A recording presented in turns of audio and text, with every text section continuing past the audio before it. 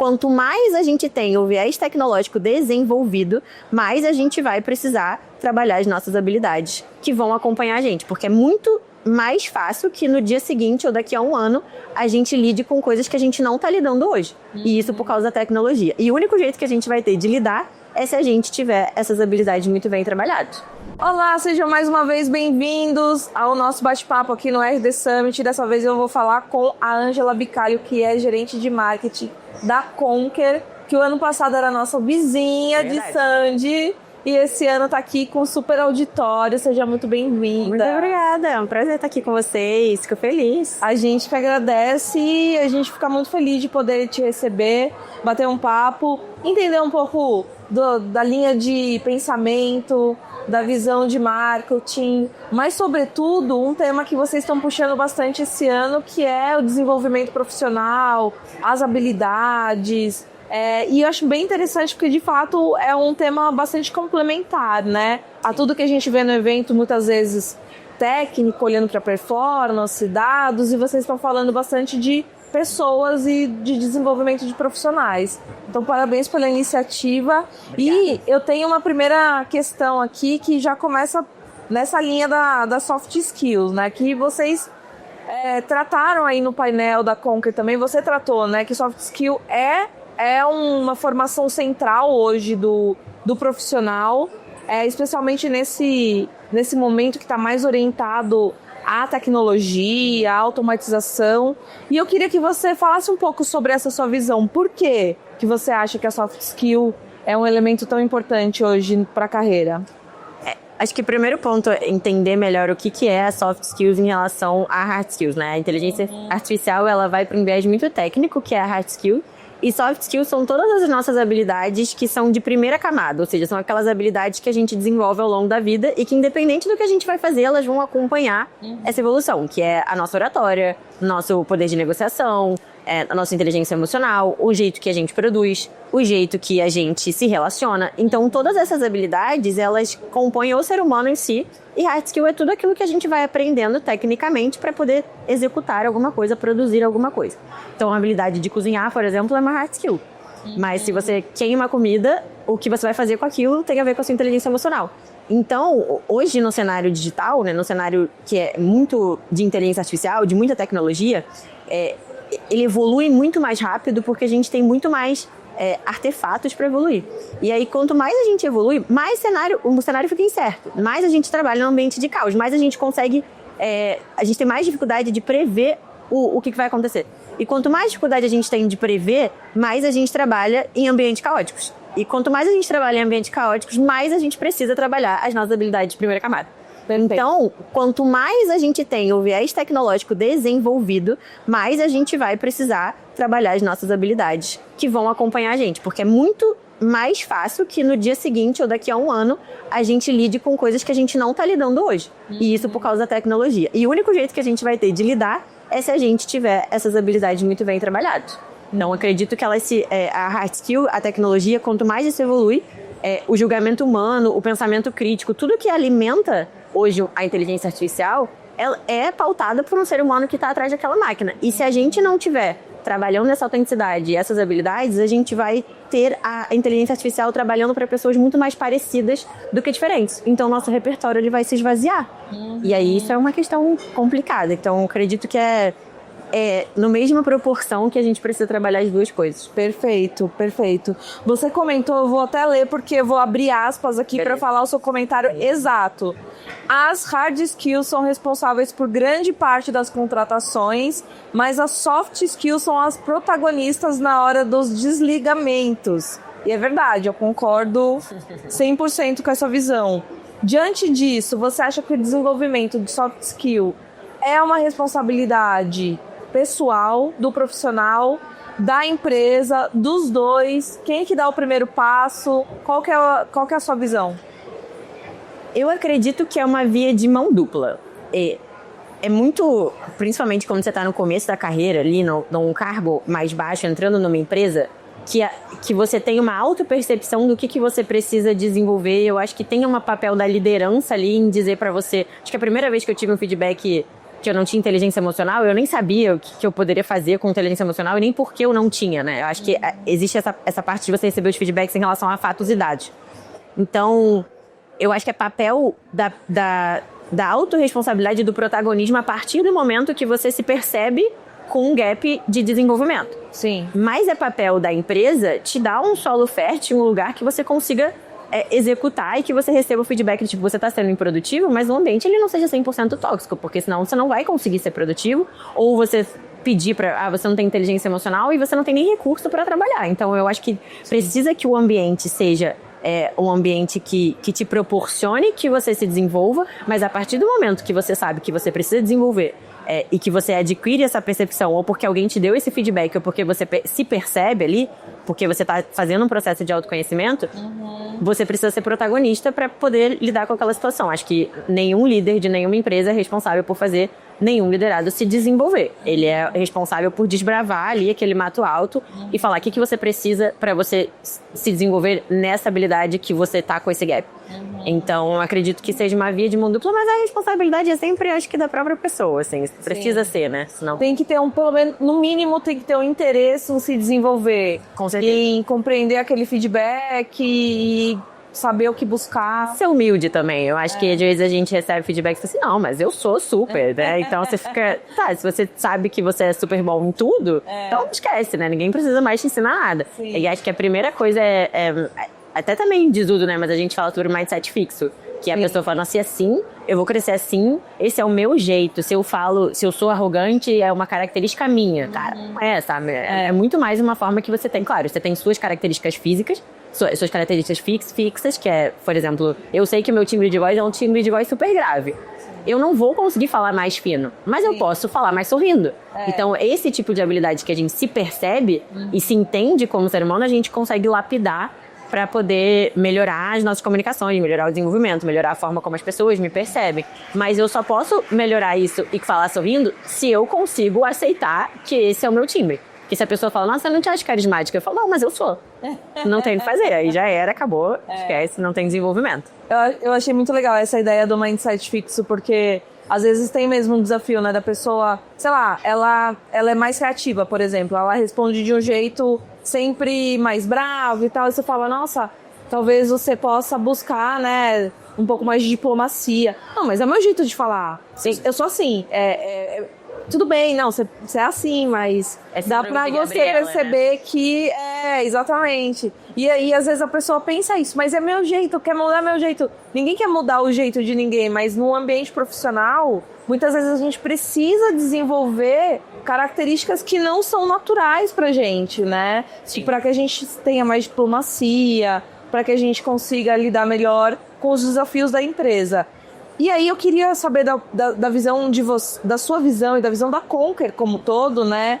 O que vocês sentem hoje em relação às empresas? Então, as empresas brasileiras, elas já entendem o valor das soft skills nos resultados de negócio hoje? Ou ainda é uma habilidade subestimada? Eu acho que as empresas que precisam, que entenderam isso, elas acabam saindo na frente. E eu acredito que é um pouco subestimado, mas a gente já melhorou muito, porque na Conquer a gente tem o braço B2B, né, que é a nossa frente em company, onde a gente faz treinamentos corporativos. E hoje a Conquer treina as 10 das 10 maiores empresas respeitadas pelo consumidor. Eram 9 das 10 até ano passado, então agora a gente já treina as 10. E dos nossos treinamentos, 50% são soft skills, então comunicação, inteligência emocional, negociação, bem pautada em soft skills mesmo, e os outros 50% é liderança, que se a gente for pensar na minúcia, a habilidade de liderança, ela é hard skill, mas ela, na maioria das vezes, ela é soft skill. Então, 100% praticamente dos treinamentos que a gente faz corporativos são de necessidade de soft skills. E aí, sobre esse ponto, né, tem um dado da Deloitte que fala que das empresas que trabalham isso, né, tem 12% mais de engajamento do que as empresas que não valorizam soft skills e mais ou menos uns 30% a mais de taxa de turnover menor. Então, é mensurável, assim, a empresa consegue perceber o valor agregado de desenvolver a soft skills dentro do ambiente de trabalho. Perfeito. Essa parte, quando a gente vai olhar agora um pouquinho mais para marketing, saindo um pouquinho das pessoas, mas tem a ver com o tema ainda, né? o marketing também tem passado por uma transição quando a gente pensa da era da performance para o momento atual que a gente está, que exige mais conexão humana, mais autenticidade para as marcas, enfim, tem alguns elementos parecidos. Como que a soft skill, como que o profissional de marketing se conecta com essa mudança também? Tem alguma influência aqui na humanização da própria marca, na empatia com a habilidade do profissional de marketing de compreender essas habilidades emocionais e tudo mais? Eu acho que desde que a gente entrou ali em 2020 na pandemia, que o digital deu um super boom, existiu a necessidade de todas as frentes que a gente tem de entretenimento de se monetizarem, né? Então já era muito monetizado, a gente já fazia performance de uma maneira um pouco agressiva, mas isso se tornou um boom gigantesco. Então hoje a gente consome publicidade da mesma maneira que a gente consome entretenimento, porque você passa um vídeo, você vê uma coisa que você gosta, que você realmente quer ver, 3, você vai passar publicidade. Você entra no TikTok, o TikTok Shop e todas as outras coisas, você fica ali sendo consumido para comprar. E aí entrou essa era dos influencers, né? Que é justamente, se a gente não se conecta mais com marca, quem que a gente vai se conectar? Com pessoas que consomem as marcas. E aí o influencer, ele entrou justamente por esse gap sobre as conexões, porque se a gente não tem uma pessoa que fala por aquela marca e aquela marca ela tá completamente comercial para mim, eu não consigo ver valor percebido e valor agregado. Então ela fica, eu só compro dela quando ela tá em promoção ou quando eu tenho uma dor muito latente. Eu não crio mais essa fidelização, eu não faço mais parte de uma comunidade. Então isso se perdeu muito e foi muito resgatado com essa questão dos influencers. Foi uma necessidade que aconteceu para poder trazer. E quando a gente se conecta com pessoa, entra nesse viés da soft skill, né? Porque eu me conecto. Eu trouxe um dado na minha palestra que fala que 75% das pessoas que escolhem as marcas e os influenciadores, elas escolhem por um fator de autenticidade.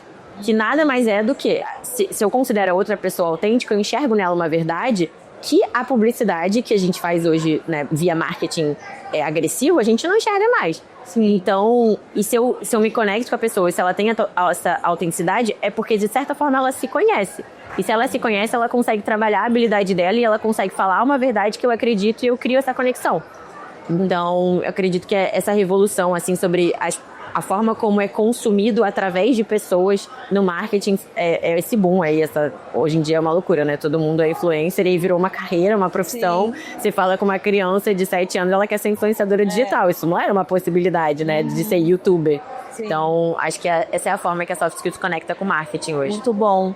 E é legal que vocês nasceram com uma proposta também de ser uma empresa prática e inovadora.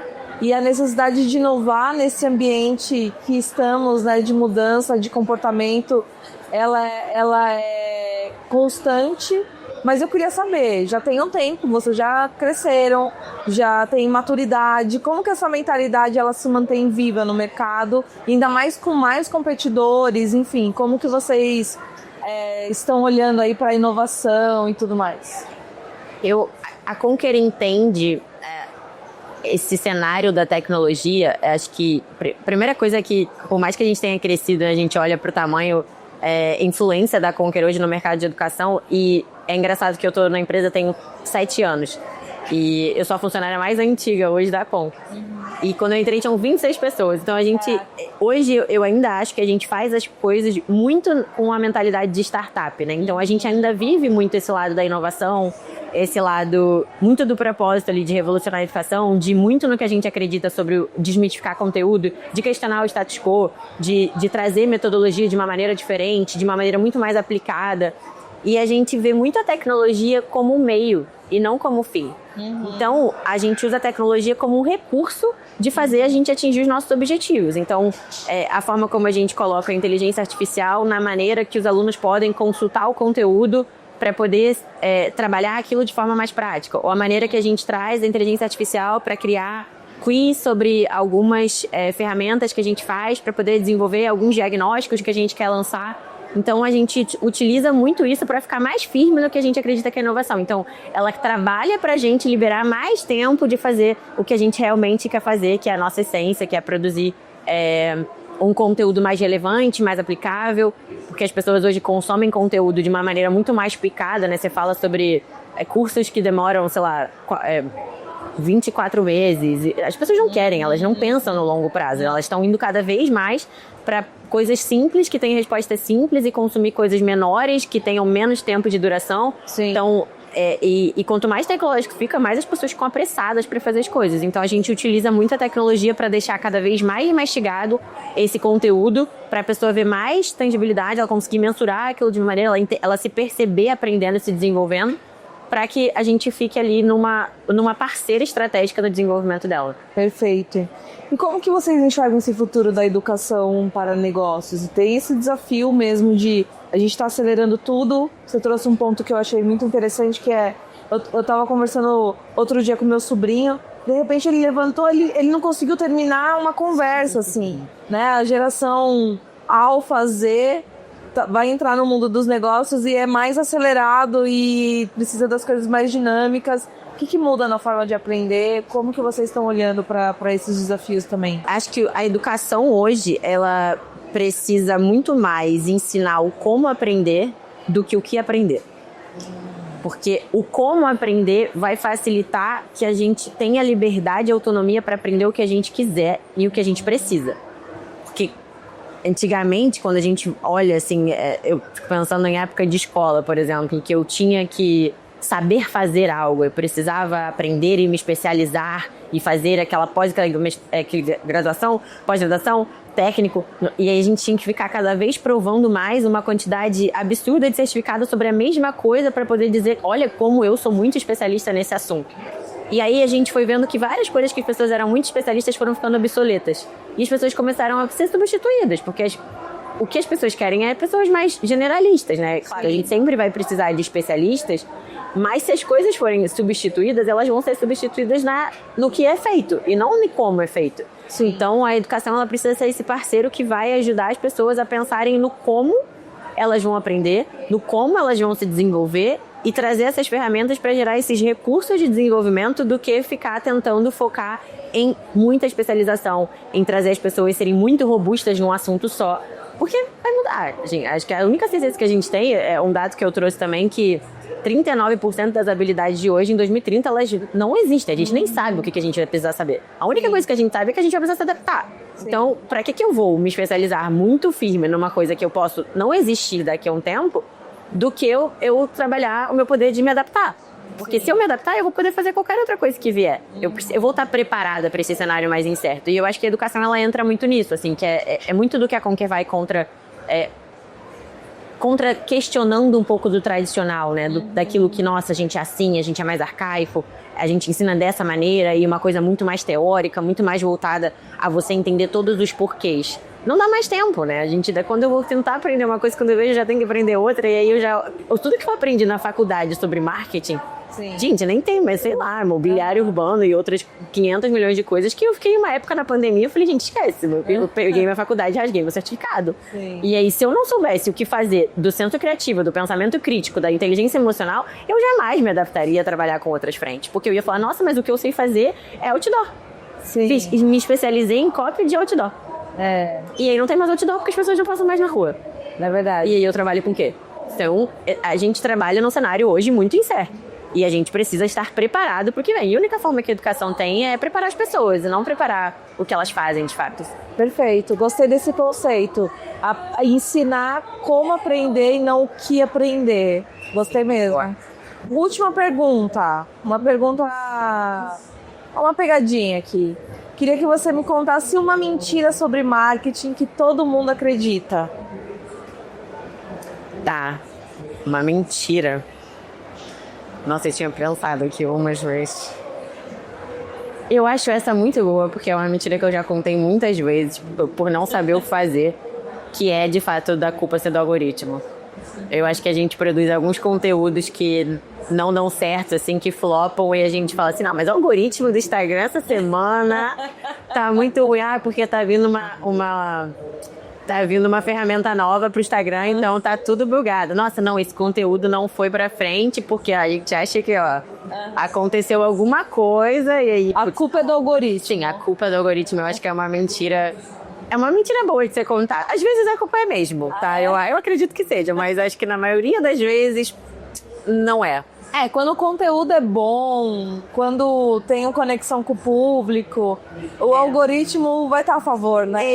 Impressionantemente ele fica, né? Eu acho incrível que o algoritmo do nada ele contribua, mas aí do nada ele não contribui, e aí quando você olha, você fala assim, nossa, mas sabe aquela certeza absoluta que esse post vai dar muito certo? Aí você olha e fala assim, com certeza, nossa, isso vai engajar, vai viralizar. E aí ele flopa e você fala assim, mas é o que o algoritmo hoje... Essa semana, o Instagram mudou as coisas. É mais fácil a gente falar, não, tá vindo uma feature nova aí, é culpa dela, do algoritmo. Não, que isso. Muito bom. Muito bom, Ângela. Muito obrigada mais uma vez. A gente te roubou ali um pouquinho do Instagram da Conquer.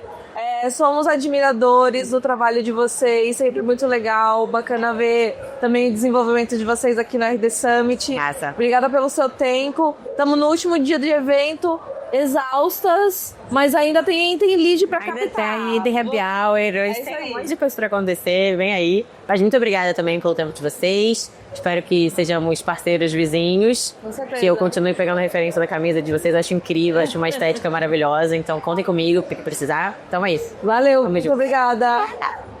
É isso aí.